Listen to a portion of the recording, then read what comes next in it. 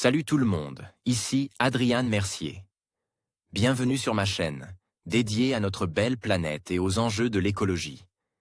Si vous voulez en apprendre plus sur comment protéger notre environnement et adopter des gestes éco-responsables, pensez à vous abonner pour rester informé.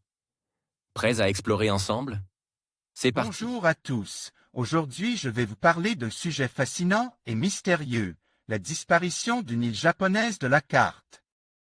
Imaginez un endroit qui existe pendant des siècles, avec sa propre histoire et sa propre culture, et qui, du jour au lendemain, n'est plus là. Dans cette vidéo, je vais explorer les raisons derrière cette disparition, les conséquences pour les habitants et l'impact sur l'environnement. Restez avec moi pour découvrir cette énigme géographique qui soulevait tant de questions. Une petite île japonaise située au large de la pointe nord de l'île d'Hokkaido a disparu sous les flots.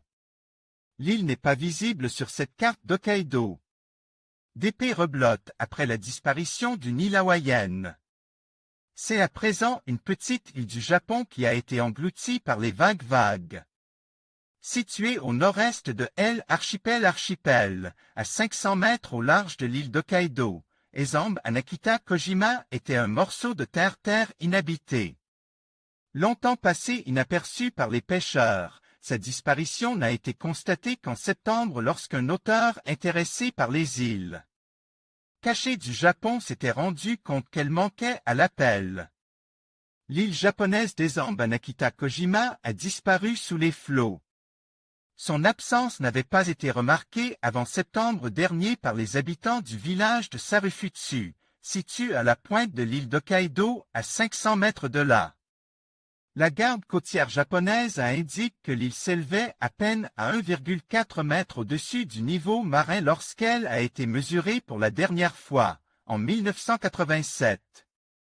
Cette disparition serait imputable à une lente érosion par le vent et les blocs de glace à la dérive qui se forment dans la mer d'Okhotsk, encadrée par la Sibérie, la péninsule de Kamtchatka et l'île d'Hokkaido. Ezambe Anakita Kojima ne figurait pas parmi les îles disputées dans le cadre du conflit territorial qui oppose la Chine et le Japon. Mais elle a reçu son nom en 2014 lors d'un recensement de 158 îles inhabitées lancé par le gouvernement japonais pour affirmer sa souveraineté. Suivez Futura sur WhatsApp et Google Actualité pour ne rien rater de l'actualité science en tech.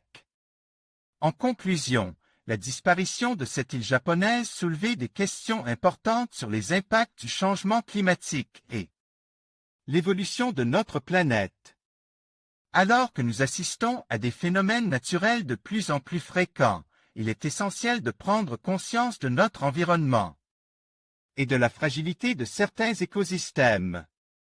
Cette île, autrefois habitée, nous rappelle que notre monde est en constante transformation et qu'il est de notre responsabilité de protéger ce qui reste.